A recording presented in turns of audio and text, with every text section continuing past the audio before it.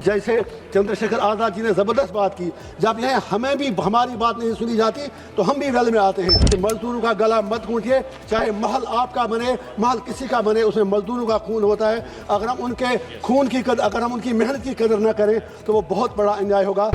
उठो मेरी दुनिया के गरीबों को जगा दो, काकी उम्रा के दरो दीवार हिला दो, जिस खेत से दहकान को मैसर न हो रोज़ी, उस खेत के हर खोशे गुंदुम को जला दो।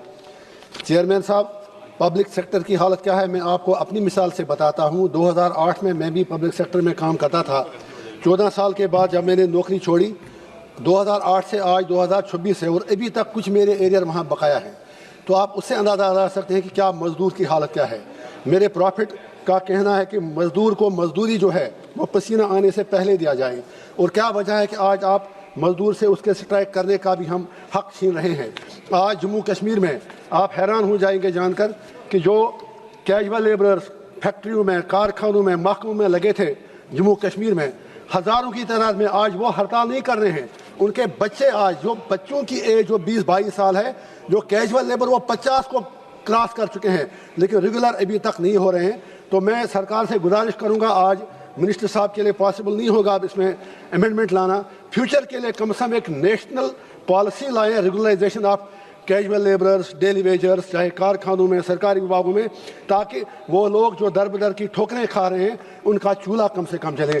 इसी तरह जो पोर्टर्स बॉर्डर पे काम करते हैं, करना से लेके कन्याकुमारी तक, फौज के साथ, BSF के साथ, जब उन्हें कुछ होता है उनके राइट्स बिल्कुल भी प्रोटेक्टेड नहीं।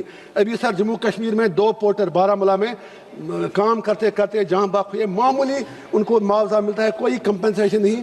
तो हम सरकार से गुजारिश करेंगे कि पोर्टर्स जो हैं उनके राइट्स को प्रोटेक्ट करें जो बॉर्डर पर काम करते हैं। इसी तरह से जो अनस्किल्ड लेबर्स हैं उनके राइट्स का भी, मिनिमम वेजेस की यहाँ पर बात हो रही है। 350 में क्या आता है, अगर आप यहाँ ही देखेंगे हमारे पार्लियामेंट के अंदर ही, जब हम बाथरूम में जाते हैं तो जो बेचारे वो मुलाजिम लोग वहाँ पर हैं, जितनी बार वो हर MP को सलाम करते हैं उतनी उससे निस्फ तनख्वाह भी उनको नहीं मिलती है। वो भी एक अनऑर्गेनाइज्ड स्ट्रक्चर है। कम से कम ऐसे लोगों का हमें ख्याल रखने की ज़रूरत है। तो मैं ये चाहूँगा, और सबसे बड़ी बात, अगर एक्सीडेंट में कारखाने में कोई मजदूर मिले, कहीं और मिले, लेबर कोर्ट तो हैं लेकिन काम होता नहीं है। जो आपकी अदालतें हैं, लेबर कोर्ट्स जो आपने डिजिग्नेट किए हैं, स्टेट कमिश्नर लेबर हैं, बाकी लोग हैं, उनको लगता है वो पोस्टिंग उनकी बेकार जगह पे है, वो वहाँ पर टाइम पास के लिए जाते हैं। तो हमारी सरकार से गुजारिश होगी कि जब एक्सीडेंट में किसी मुलाजिम का, किसी मजदूर का, किसी कारकुन की बाजू कटती है, किसी का पाँव कटता है, तो उसको फिर दर बदर की ठोकरें खानी पड़ती हैं।